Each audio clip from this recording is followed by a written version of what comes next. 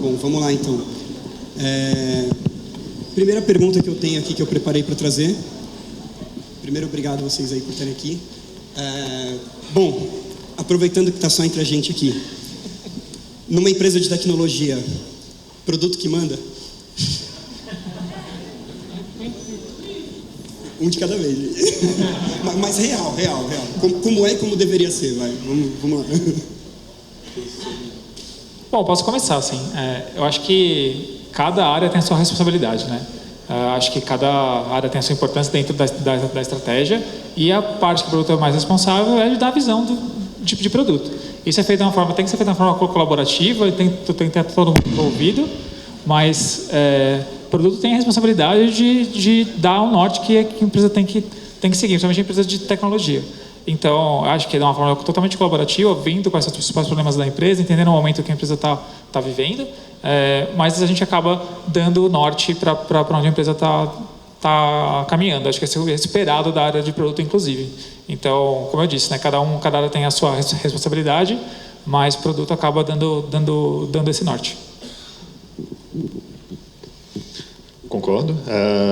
Eu acho também que tem um aprendizado que eu acho que a gente teve na RD nos últimos anos de ser mais proativo com isso também. A RD, por exemplo, é uma empresa que tem uma cultura de marketing e vendas muito forte. É isso que a gente faz. E eu acho que os nossos melhores playbooks são nessa linha. E não adianta esperar por ter essa visão que todo mundo chegue com essa visão pronta. Eu acho que você tem que conseguir construir isso também e mostrar por onde. Assim, né? Mostrar que quando você vai por esse caminho o negócio dá certo. Então, acho que tem muita dessa responsabilidade de não querer simplesmente deixar que o negócio caia do céu, porque você tem que construir esse benefício que vem junto com uma grande responsabilidade também. Com certeza. Tendo a concordar, assim, sendo um pouco mais direto, sim, numa empresa de tecnologia, o produto deveria mandar. Mas essa capacidade de mandar, ela tem que ser conquistada, né? Ela não pode acontecer de uma hora, achar que ela cai do céu, né? Só porque eu sou produto, né, eu digo a direção da empresa. Nas minhas experiências, principalmente na Conta Azul e mais recentemente ali no Gympass, o produto foi essencial para tomadas de decisões estratégicas importantes da empresa. Na Conta Azul, com aquela visão de plataforma que eu comentei para vocês, aquilo definiu o próximo round que a gente precisava fazer. Estava claro que precisava de mais gente para construir aquela visão de produto, e a empresa era o produto, né? No caso do Gympass, foi algo mais interessante. O Gympass, eu até brinco, né? Não pode ser chamado como uma empresa de tecnologia, porque são 800 pessoas e o time de produto tinha 32 pessoas. Menos de 4% da empresa era tecnologia, né? Agora já está um pouco mais, mas o ideal, né, para você conseguir até chamar de uma empresa de tecnologia é de 25% a 30%, 25% a 40% da empresa ser engenheiros, product managers e product designers. Então, nesse caso, foi uma decisão dos fundadores da empresa, né, e do conselho ali, de fazer uma mudança de uma empresa operacional para uma empresa de tecnologia. Não dá para chegar uma pessoa de produto e falar, não, gente, isso aqui não é uma empresa de produto e agora vai ser. Não, isso aí tem que ter forças externas querendo fazer com que isso aconteça. Legal. Como um follow-up assim, né, dessa pergunta, tem coisas que a gente, claro, tem que conquistar a buy-in, né, dos stakeholders, das outras áreas, e isso acontece muito diferente num nível de um PM, num time que está desenvolvendo alguma coisa e tem que conquistar buy-in também de outras áreas, mas acho que quando você vira um GPM ou um CPO, esse buy-in é muito diferente, né? Então, eu queria que vocês comentassem um pouco também na prática como que bom, algumas coisas a gente tem que conquistar as outras áreas, os stakeholders concordarem com a gente, embarcarem, e algumas coisas não, algumas coisas são meio, comunicadas, a gente decidiu, o produto decidiu, a gente vai por esse caminho. Como que é não sei se tem algum critério para decidir o que a gente decide, o que a gente comunica e o que a gente, em vez de decidir comunicar, só conquista assim, a galera e embarca todo mundo, enfim. Como é que é isso no trabalho de vocês, assim, né, no dia a dia de vocês? Eu acho que tem... Durante o processo que você é construindo, tem fases diferentes e cada fase tem uma característica. Assim, né? E para simplificar o troço, eu acho que a nossa função é muito escutar todo mundo e entender o contexto de cada um, as necessidades que cada área da empresa tem, a empresa como um todo, enfim, e tudo que a gente puder escutar do cliente, enfim, todo mundo trabalha com produto aqui, não vou ficar nos stakeholders todos que a gente tem.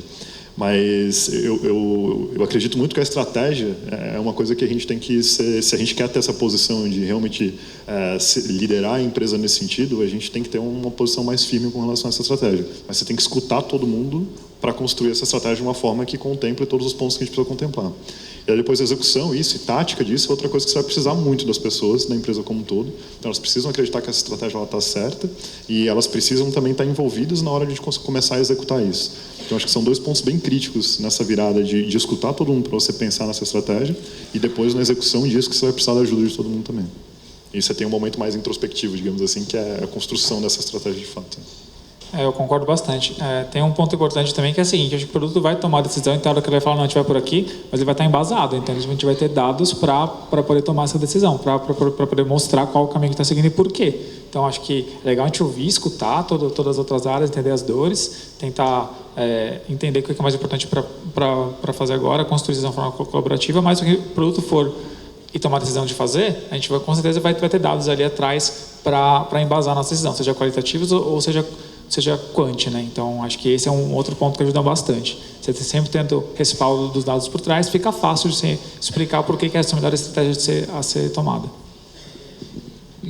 Acho que é bem por aí mesmo. Tem uma coisa que eu vejo que é, assim, independente do nível da carreira de produto que você está, desde gestor de produtos ali, iniciando carreira, até o nível ali de direção, de CPO, que não muda, é gestão de stakeholder. Acho que essa é uma das principais tarefas, né? E para uma boa gestão de stakeholder é preciso muita comunicação, né? Conversar muito, ter bastante alinhamento. E uma peça até bem importante que você falou é uma parte dessa comunicação passa pela construção e comunicação da estratégia e da visão, né? Que até o Gustavo também comentou do Nubank.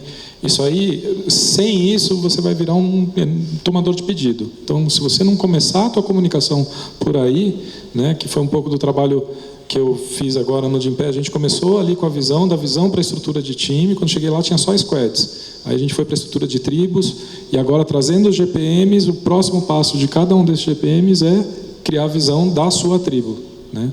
Para que aí cada PM possa criar a sua visão para o seu squad. Então, e essa visão é uma ferramenta fundamental para comunicação e alinhamento com todos os envolvidos aí na empresa. Legal. Sobre esses papéis, eu já vou puxar a primeira pergunta aqui, mais voltada do slide. A pergunta, diretamente, eu vou ler assim, tá? As empresas de vocês têm a figura de PM e PO? E se sim, qual a diferença? Então, rapidamente aí, como é que estão as estruturas de time e as responsabilidades de cada papel? Tá bom. Lá na Conta Azul a gente tinha até a figura do BA, Business Analyst, que era o começo de carreira, a pessoa que só especificava, né? Aí o PO a gente definia como sendo a pessoa que além de especificar prioriza, e o PM além de especificar priorizar, visão e estratégia, né? Então essas eram as diferenças na carreira que a gente desenvolveu lá na Conta Azul. No Gympass, dado que nosso desafio é global e a gente tem muita coisa para fazer, a gente optou por não ter nenhuma dessas pontos da carreira, né, de BA nem PO, e a gente só está com PM lá, ou seja, mesmo dentro de um squad, por menor que seja, sei lá, 3, 4, 5 engenheiros, mais um UX, mais um PM, mas é um PM com capacidade de visão e estratégia. A gente optou por ter um time mais sênior. Legal. No Zap e Viva Real, né, antes tinha analista de produto e tinha PM. Então, a pessoa entrava na área como analista de produto e podia evoluir. O próximo passo seria analista sênior, que na prática, na ladeira que a gente tinha construído, acabava sendo um PO, ele acabava focando muito em delivery, ajudando o PM mais nessa parte, que ficava um pouco mais em estratégia. Já na TEPS, a gente está começando a estruturar essa parte lá. Hoje a gente tem analistas e POs. Só que os POs lá eles têm uma pegada um pouco mais estratégica. Eles conseguem então definir a visão do produto deles. Cada PO cuida de um jogo, basicamente, e o jogo tem a sua visão. Deveria ter, pelo menos. Então, está um pouco mais uma questão de nomenclatura. A gente deve acabar trocando para PM mesmo. Na RD a gente tem basicamente só Product Managers. A gente não tem POs. E com algumas exceções tem analistas de produtos também, mas são exceções, assim, não é a regra, né? A regra é Product Manager. Legal. A próxima pergunta aqui do slide, eu vou até juntar com uma que eu tinha feito também. A pergunta do slide especificamente é quais métricas vocês usam, né, para avaliar os PMs. Mas, enfim, eu tenho visto vários artigos, painéis, palestras. A gente vai ter inclusive uma manhã sobre carreira também, sobre a carreira do PM e como se desenvolver na carreira de PM, né? Mas a gente não vê quase nada sobre como montar times de PMs, né? E qual sobre o nosso papel muitas vezes ali de PM para cima, né? Então, enfim, até levantei alguns exemplos aqui. É melhor ter um time de PMs generalistas ou um time de PMs em que cada um é especialista em alguma área, né? Ou quando vocês contratam, vocês já pensam nesse perfil de PM ideal que tem para vaga, ou contrata e depois decide o time que vai alocar? Enfim, como que é feita essa definição de que PM vai? E, claro, por último, como é que a gente avalia se o PM está indo bem, se tem alguma métrica, se tem alguma, enfim, alguma coisa quantitativa e palpável, ou se é mais conceitual, enfim. Então, em suma, um pouco sobre a avaliação do time aí do Chapter. Posso começar? Acho que a última é mais fácil, né? Se quando está contratando com alguém, já tem claramente o destino daquela pessoa, né? No meu caso, raramente eu tenho essa visão. Normalmente contrato alguém que possa atuar em qualquer parte do produto. O ambiente é muito dinâmico, então apesar de você ter uma estratégia de sequenciamento dessas coisas, na prática eu sei que tem um pouquinho de caos ali no meio e eu tenho que conseguir reagir isso rápido. Com raríssimas exceções, normalmente são PMs que poderiam atuar em qualquer parte do produto. Às vezes sim, tem alguns PMs que eles são contratados especificamente para trabalhar com um determinado problema, e daí normalmente é uma outra história, mas a moda é contratar alguém mais genérico, digamos assim. Aí a primeira pergunta era com relação a se é um PM... Métricas de avaliação, enfim, um time mais generalista, um time mais especialista. Questão de generalista ou especialista, eu gosto muito de ter uma régua base, até por essa questão que eu falei de ser um negócio mais generalista e todo mundo poder atuar em várias partes diferentes do produto. Mas acho que até um pouco da palestra de amanhã que eu vou dar, mas eu vejo muito assim, cada PM ele tem um superpoder, assim, ele tem alguma coisa que diferencia aquele cara. E quando você começa a ter PMs com esses superpoderes diferentes, daí você começa a ter uma troca muito legal entre esse time. Então acho que isso que é o negócio que faz todo mundo crescer, assim, na minha visão. E métrica? Métrica para avaliar PMs especificamente? Como é que você sabe que o pessoal está indo bem ou está indo mal? Cara, para mim, todo PM ele tem que impactar negócio. Então, você tem uma métrica de negócio que você está olhando e todo mundo deveria ter muito claramente em saber qual métrica você está trabalhando naquele momento, qual o objetivo que você tem, e aquela métrica de negócio é como eu avalio cada um dos PMs. E estender a pergunta para vocês também. Vamos lá. Eu acredito que acho que tem benefício de você conseguir, de repente, colocar uma pessoa que já tem um conhecimento específico dentro daquele produto que ele vai atuar. Então, por exemplo, você tem alguns times que são mais técnicos, se a pessoa tiver um background mais técnico, ajuda ele conseguir entregar um resultado mais rápido, né? Acho que também tem alguns cenários, alguns produtos mais maduros, você pode ter um PM mais focado em otimizações, mais fazer teste AB, outros produtos mais no começo da vida, né? Mais em discovery, mais em conseguir market fit. Então, acho que dá sim para você tentar focar um pouco na seleção em pessoas versus o desafio que ela vai ter dentro da squad dela. Eu tento fazer isso, tento olhar para esse contexto e tento ver, de acordo com o background da pessoa, aquele que tem mais fit.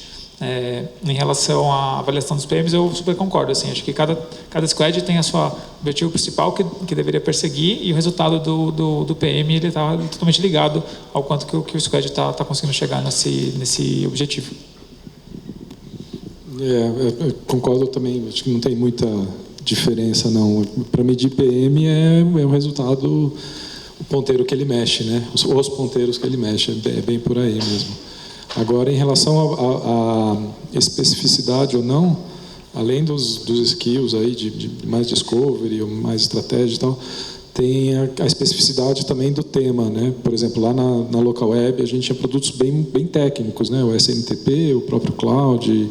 Então precisa ser um PM que tenha conhecimento técnico. Não dá para, sei lá, vir alguém formado em psicologia, né, que não saiba programação, e ser PM de um produto que é para desenvolvedores. Fica bem complicado. Da mesma forma, na Conta Azul, principalmente nos dois lados, tanto no SMB, mas principalmente no lado contador ali, a gente tinha gente que era formada em contabilidade. Não tem jeito. Tem que ser pessoa, pelo menos 1 ou 2 PMs tem que ser formados no tema ali, né? Então, quanto mais específico for o produto, eu acho que mais importante esse conhecimento técnico, né? E aí depois vem um pouco mais para o lado mais soft, mais B2B, mais B2C, né? No caso do Gympass ali, a gente tem produto, na verdade o nosso produto é dividido em 3, né? O nosso produto faz interface com 3, com end user, com donos de academia, né? Que podem ser pequenos negócios, e com grandes empresas acima de 1.000 funcionários. Então são perfis diferentes de PM para cada tribo ali. Legal. Vocês 3 citaram métricas de negócio. Eu queria, se não for confidencial, claro, vocês podem dar algum exemplo de uma métrica de negócio que está na mão de um PM de vocês hoje, que vocês estão avaliando esse PM por essa métrica? Se puder, claro. Acho que para games uma métrica muito importante é o LTV, o Lifetime Value, que acaba permitindo a gente poder fazer compra de tráfego para esse jogo. Então, quanto maior o LTV, maior a minha margem de custo de aquisição que a gente vai ter. Então, uma das métricas que a gente olha é o LTV, com certeza. E aí você falou que era um PO por jogo, né? Então, o LTV daquele jogo exatamente. É a performance. E é isso versus também o quanto que é o LTV de mercado, né? É um baseline para a gente poder atuar, e também entendendo quanto que está a faixa de compra de tráfego dentro do segmento do tema que o jogo opera. Então, a gente consegue fazer essa conta para tentar garantir um retorno positivo para a empresa. Bom, lá no Gympass eu estou olhando aqui para o Tinoco aqui, estou me lembrando, ele cuida do squad de conversão de end user, então a métrica dele é conversão, né? Estou vendo o Júlio ali que cuida de academias, e a métrica lá da tribo dele é quantidade de academias integradas. Então é sempre bem ligado com o negócio. Acho que a gente, por questão de SaaS mesmo, então tem coisas que a gente está sempre olhando, questão de churn, por exemplo, é uma coisa que a gente está sempre de olho nisso. Mas, especificamente, pegando um exemplo prático agora, a gente está com um objetivo muito grande de aumentar a NPS da RD. Então, o NPS é uma métrica que está todo mundo olhando. E daí, não só a métrica direta, porque algumas delas são lagging, é difícil você conseguir ver essa movimentação desse ponteiro tão rápido, então tem algumas métricas meio aí para conseguir ver essa mudança de fato. Então, a gente, por exemplo, fez uma abstração de um dos problemas do NPS que a gente pegou lá, é a complexidade do produto. Então, para a complexidade do produto, a gente usa muito a questão de quantidade de tickets de suporte por determinada área do produto. E cada PM tem essa área do produto, ele tem a quantidade de tickets que gera e tem o objetivo de baixar isso. E essa é a métrica que a gente está olhando bastante nesse ano, por exemplo. Legal.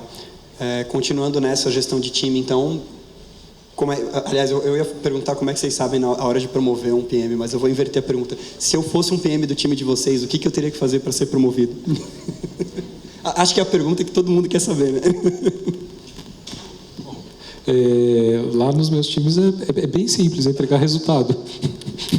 À medida que vai entregando resultado de forma consistente, né, aí é o caminho para a promoção, para a evolução da carreira.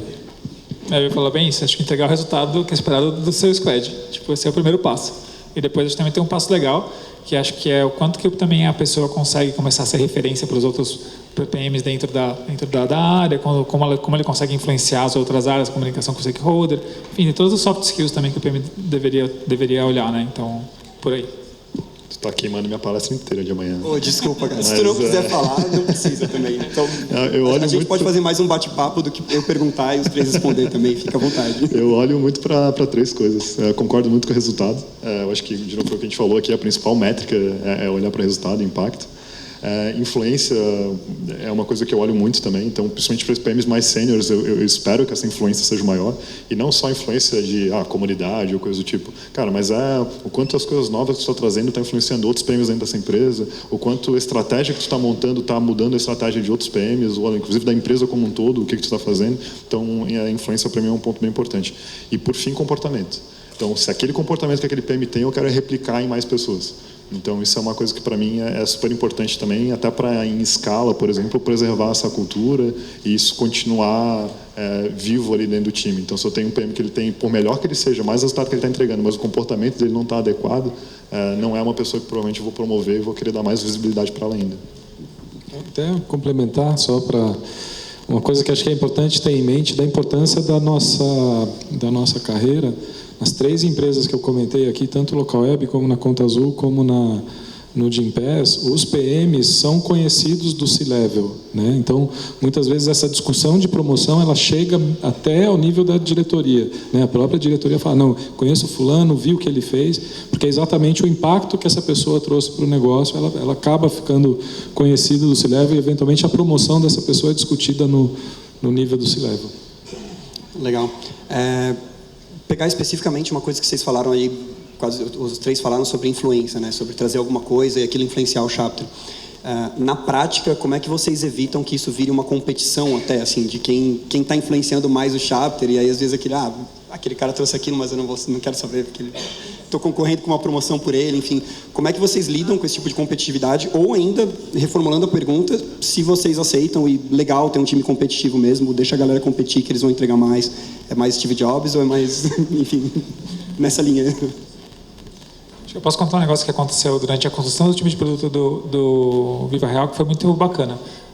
O time de produto foi sendo montado e a gente começou a ter um momento de troca muito grande entre os PMs. E a gente tinha dentro da reunião da área, a gente trazia toda a parte de estratégia que a gente queria fazer, para os PMs poderem justamente criticar, para eles poderem vir e falar, não, tem um buraco aqui, você pode ser melhor aqui, você não embasou a sua hipótese com dado. Então, isso foi gerando o quê? Foi gerando uma troca de conhecimento entre todos, onde todo mundo cresceu, sabe? Então, acho que se tiver uma pessoa puxando, isso ajuda todo mundo a subir a barra. Então, acho que isso eu vejo com bons olhos, acho que acaba ajudando a empresa como um todo e a área de produto como um todo a crescer dentro da empresa. As coisas ficam melhores, aí o trabalho acaba sendo até mais consistente.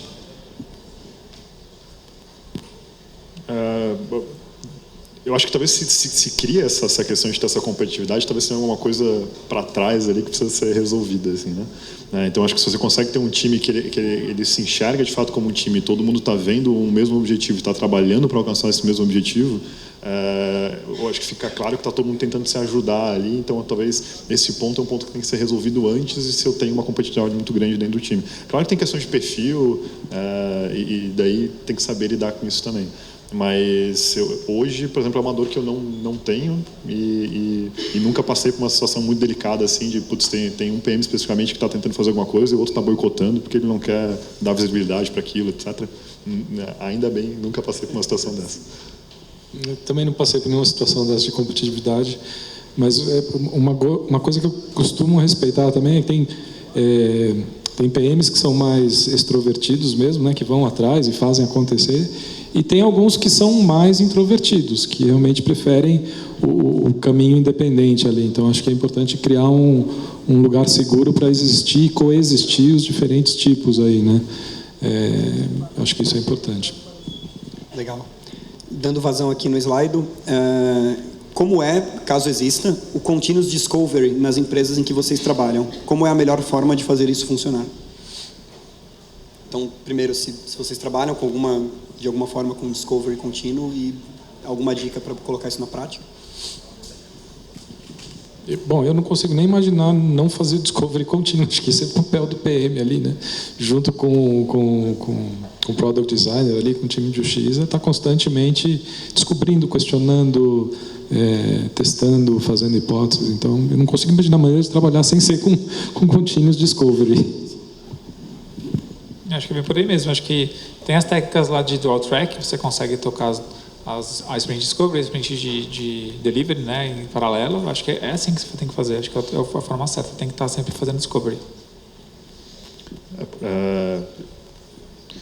Acho que tentando trazer exemplo, né, para a gente facilitou isso muito na RD, quando a gente fez uma virada lá de 2015 para 2016, principalmente. Tu participou disso, inclusive.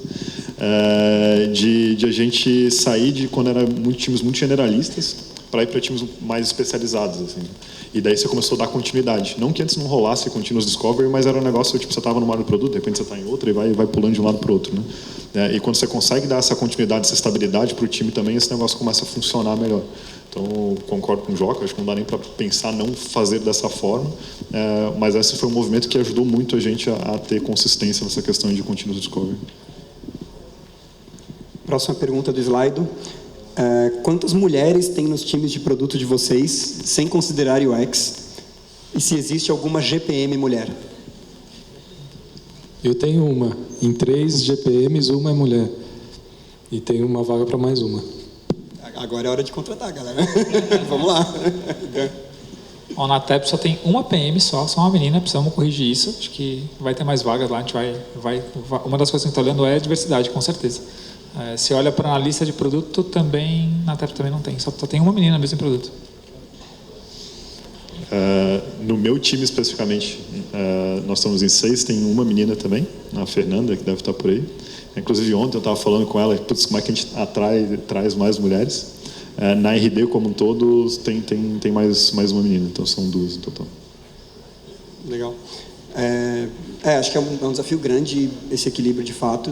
A gente tem, eu conheço, bom, de mercado assim, a gente tem heads de produtos mulheres assim, tinha a Lauren na Use, tem a Gabi na Quinto Andar, tem a Yolanda na Sambatec, a Gabi e a Yolanda vão estar em painel aqui amanhã também, mas acho que é um desafio que a gente também tem que olhar para a gente mesmo e entender como é que a gente faz para garantir essa igualdade de gênero, né, e conseguir, porque assim, é científico que um time diverso rende mais, né, não é uma coisa, não é uma opinião de alguém que alguém falou que tinha que ser assim, sabe, tem várias pesquisas e tudo mais, e eu, como GPM, eu também sofro isso, assim, hoje eu não tenho uma PM, não tem ninguém mulher no meu time, no meu chapter, sabe. E é uma dor, assim, como é que a gente faz para trazer isso, né, para fomentar isso? Eu acho que até uma discussão que a gente tem levantado e conversado muito sobre isso na RD, de novo estava conversando com isso com a Fernanda ontem, também não adianta muito, beleza, eu quero trazer mais mulheres e quero que tenha mais mulheres no meu time, mas eu, sei lá, eu vou lá do jockey, roubo lá 2 dele e a gente está no 0-0, é um jogo sem ganho, né? Acho que o ponto é como é que a gente forma mais pessoas. A gente está, por exemplo, para o ano que vem reestruturando um projeto de APMs que nós tivemos lá em 2015, para relançar ele agora em 2019 também, e ali eu acho que é uma oportunidade muito grande de a gente fazer isso. Então acho que esse é o ponto de quando a gente está falando de diversidade, seja qual for a diversidade que a gente está falando aqui, simplesmente uma empresa ficar roubando isso da outra, beleza, você melhora o teu quintal, mas você acabou de arrancar as flores do quintal do vizinho ali. Então como é que a gente começa a crescer isso de fato, né? Acho que esse é o dilema maior. Acho que até um ponto interessante é olhar aqui na plateia, tá bem dividido. Então, acho que tem bastante PM mulher aqui para a gente tratar. A gente não conseguiu fazer meio a meio de inscrições. A gente conseguiu, acho que de staff e de painéis está meio a meio, mas de inscrições não deu. Então, quanto que está de inscrições? Acho que deu 62-38, assim. Acho que eu ia falar 60-40. Cara, mas, enfim, no ano que vem eu quero ver 50-50, assim. Então, vamos ver se a gente consegue, né? A próxima pergunta aqui do slide: como vocês lidam com a expectativa do comercial durante os aprendizados e lançamentos de novos produtos? Essa é bem legal, hein? Eu tô arquivando as que eu já fiz, tá, galera? Então eu vou arquivar essa aqui também. Essa é bem legal. Comercial é um bicho bem difícil de tomar. Tanto é que lá no Gympass, quando eu entrei no Gympass, acontecia muito do comercial vindo, pedindo direto um monte de coisa, cada cliente novo, como a gente trata com a parte ali Corp, que eu expliquei, com clientes preferencialmente acima de 1.000, preferencialmente acima de 5.000 funcionários, mas de 1.000 a 5.000 a gente também atende. E essas empresas grandes, elas têm demandas bem específicas, né? E isso estava deixando a tribo ali de corpo sem nenhuma condição de trabalho mesmo. Toda hora, não, precisa responder esse questionário, precisa ter essa auditoria do sistema de vocês, a troca de senha é de tal jeito, tem PCI, tem GDPR e não sei o quê. Tanto que a gente acabou indo para a linha de ter um time de pré-vendas que fizesse mesmo esse escudo, criasse as respostas padrão e ficasse como interface com os times. Então, lá no Gympass, a solução que a gente acabou dando foi essa: criar um time de pré-vendas, mas o time de pré-vendas não ficar no time de vendas, né? Porque senão só ia ficar se multiplicando a quantidade de gente perguntando. E trazer ele como parte do time de produto. Então, ele está muito próximo do GPM, tanto da tribo de Gym como da tribo de Corp. Eles trabalham bem próximos no dia a dia. Na TEPS não tem comercial, então é uma coisa boa, fica mais fácil de gerenciar. Mas acho que uma das coisas que eu sempre fiz foi questionar o próprio comercial, mostrar, olha, a gente está fazendo esse tipo de coisa. Então, dar transparência do porquê da priorização e perguntar para ele mesmo: você acha que uma coisa poderia ser diferente? Entendeu o meu racional? Faz sentido esse caminho? Você acha que fazer uma coisa só para um produto, só para um cliente específico é melhor do que fazer isso aqui que a gente está fazendo porque que afeta, sei lá, 100 clientes? Então, tentar jogar um pouco junto com eles, entender um pouco das dores e trazer um pouco também para ele poder sentir as dores da priorização, para eles poderem, pelo menos, ter um pouco de empatia com a gente também. Então, acho que isso acaba ajudando na comunicação no dia a dia. Eu concordo. Eu acho que é mais questão é mais o stakeholder que a gente tem que conversar, e transparência é fundamental nisso. A partir do momento que você entende que você está no mesmo time, é claro que sempre vai ter uma puxada de um lado ou do outro, isso que é natural também, é desejado até, mas eu acho que é mais questão de alinhamento e transparência entre os times. Legal. Tem uma super bem votada aqui, que é saudades Dan, coraçãozinho, cara. Então, saudades Dan.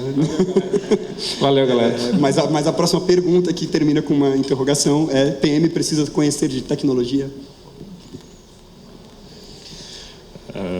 Bom, acho que tem aquele diagrama de Venn clássico lá de tech, e UX e business, e acho que talvez as coisas mais clássicas de definição de product management de uma forma geral. O Joca já tinha falado antes um pouco de característica de time.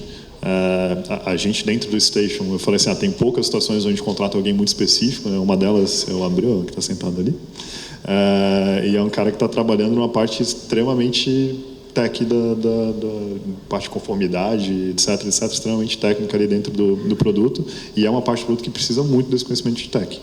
Então acho que esse é um extremo do negócio, né? Ele veio de dev, etc, tem um background foda nisso. Mas de uma forma geral acho que é importante ter um equilíbrio e no mínimo você conseguir conversar e entender o que as pessoas estão conversando de uma forma geral, mas não precisa ser alguém formado em ciência da computação, sistema de informação, ou seja lá o que for. Você consegue aprender isso tranquilamente, não precisa saber codar, né?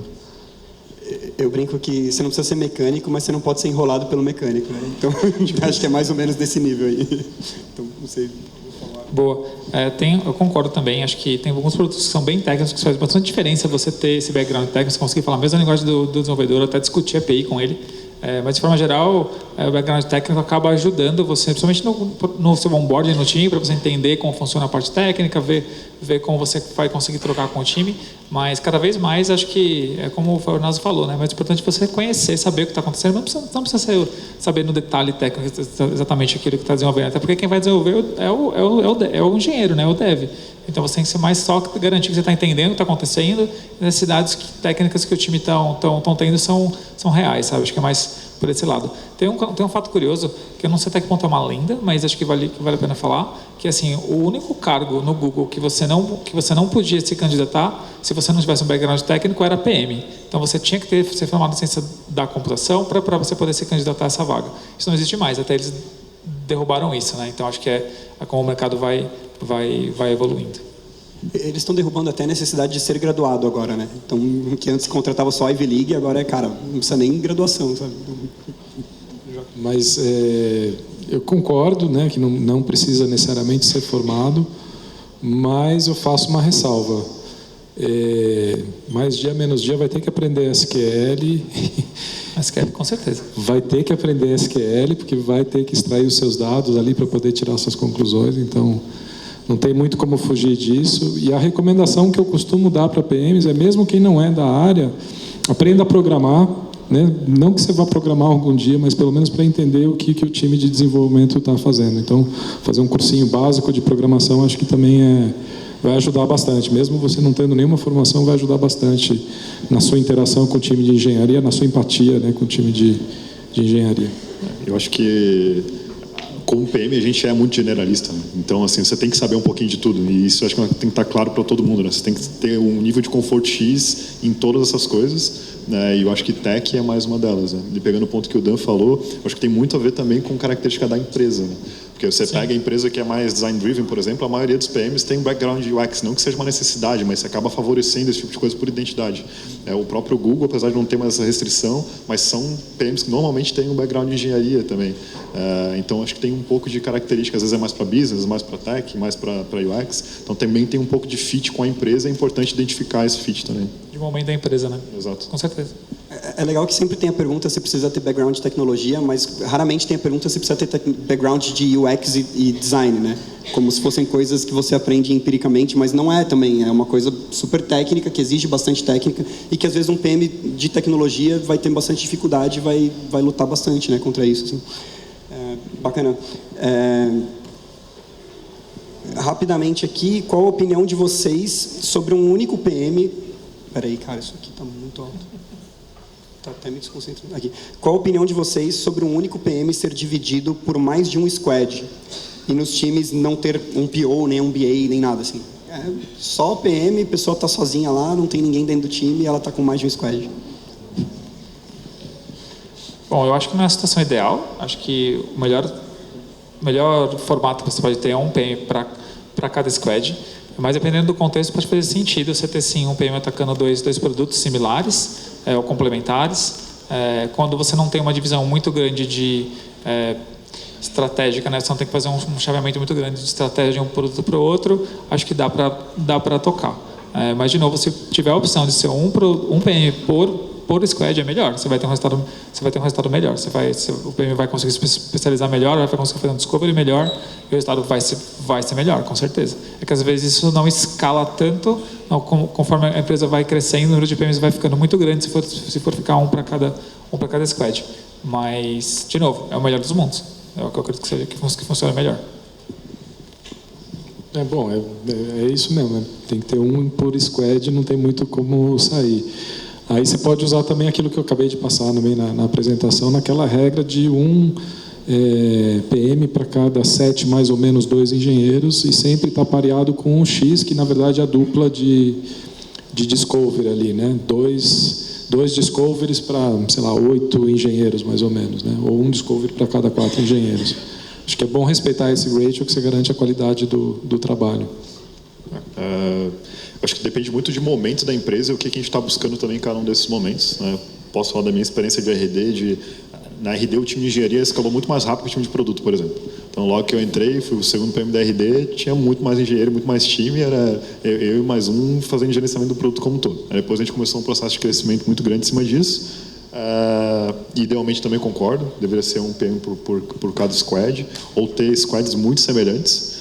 Só que também você começa a gerar uma complexidade de alinhamento nesse negócio todo, né? Quando você tem poucos PMs, é muito mais fácil se alinhar coisas cross no time no produto como um todo, ter uma visão do todo muito maior. A partir do momento que você começa a quebrar isso, o teu esforço de alinhamento ele é exponencial ali.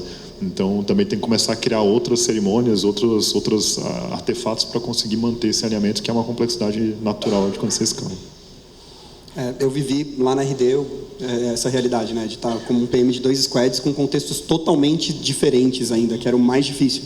Então, até o ponto que eu falei, eu não consigo fazer um bom trabalho em nenhum dos dois, eu preciso pelo menos ter a chance de fazer um bom trabalho em um deles. Então, de fato, temporariamente, beleza, mas tem uma hora que você vai acabar tendo que decidir. E não sei se vocês acham que às vezes é melhor até deixar um time sem PM e focar aquela pessoa num time só, do que deixar ela em 2. O que vocês acham? Assim? Ou o famoso depende, assim. Mas se depende do quê? Depende. Se você quer manter a sanidade mental das pessoas, por exemplo, enfim. Mas é aquilo que a gente sempre fala, né? Acho que eu li em algum lugar, não lembro mais quem que escreveu, mas assim, o PM, a gente trabalha, sei lá, 12 horas por dia, 14, o dia inteiro trabalhando. Com um time só, com matemática na mão, né? Você imagina com 2, 3, é humanamente impossível, assim. Mas acho que, de novo, vai depender muito de caso a caso da empresa e se dá para fazer isso ou não, se for uma escolha possível ou não. Acho que não tem uma resposta certa. Eu acho que depende muito da senioridade da equipe. Se a equipe for muito sênior, acho que ela consegue se autogerenciar. Mas é um risco, né, você deixar aquela equipe sênior também sem ninguém olhando para o que está rolando. Então, pode ser momentâneo, mas não sei se deixaria isso para sempre, sabe? Squad sem PM eu não recomendo, não. Não recomendo, não. Acho que vai dar ruim em algum momento. Assim, se for para deixar uma squad sem PM, a sugestão que eu daria é pegar os engenheiros e botar na outra squad e dar uma engordada na squad. Acho que funciona melhor do que deixar uma squad com um tema rodando sem PM. Acho que é bem perigoso. Entendi. Então, até indo para... Tem 2 perguntas do slide aqui bem parecidas, vou passar para a próxima. Não sei, a minha ideia de squad sem PM era talvez nós assumirmos ou temporariamente olharmos ali, mas de fato acho que é bem complicado. Mas já falando do nosso papel, assim, tem 2 perguntas bem parecidas, eu vou fazer na sequência. Quais são as principais responsabilidades e desafios do líder de PMs? E a outra já vi alguns papéis, Product Director, Head de Produto, GPM, esses papéis coexistem? É a mesma coisa? Existe hierarquia entre eles? Não fica muito vertical? Então, GPM para cima, galera. Papéis, responsabilidades possíveis aí. Acho que essa nomenclatura ela se confunde muito, né? Tem Head, diretor, tem CPO, tem VP de produto, enfim, tem mil nomes aí. Mas estruturalmente o que eu acho interessante é É PM, GPM e o nível acima só. Então, no máximo 3 níveis, né? Tem alguém coordenando os GPMs e acabou aí, no máximo esses 3 níveis. Concordo com o Thiago, é isso mesmo. Acho que mais do que isso começa a ficar muito grande a cadeia também, a dificulta alinhamento, acho que é isso mesmo. Então, são os PMs, os GPMs e um acima, um BP, um CPO, enfim. Na RD a gente está passando por uma situação mais delicada agora, no sentido de a gente está com mais de um produto.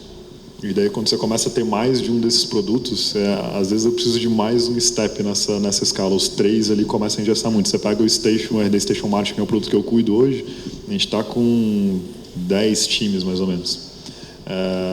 E daí também começa a ficar pesado a nível de gestão. Hoje eu estou com 8 pessoas, por exemplo, a projeção para o final do ano que vem é chegar com 15, humanamente é impossível fazer isso. Então você começa a ter que quebrar um pouco essa estrutura, um pouco mais nesse caso, do meu ponto de vista ali, quando a gente está criando com mais produtos, assim, né, que é o caso que a RD está passando nesse momento. E daí isso também acaba mudando muito, de trabalhar numa área totalmente diferente também, então acaba mudando muito isso de área para área dentro da RD. Mas eu concordo que idealmente esses 3 níveis acho que funcionam muito bem, mas chega um determinado momento da escala que eu ainda vejo a necessidade de um quarto. Seria para de quem? Seria acima de quem? Daí eu acho que ou a gente pode explodir mais essa questão, porque hoje como é que é? A gente tem os PMs, tem o DPM que é responsável pelo produto aqui no caso, e daí tem o diretor de produto.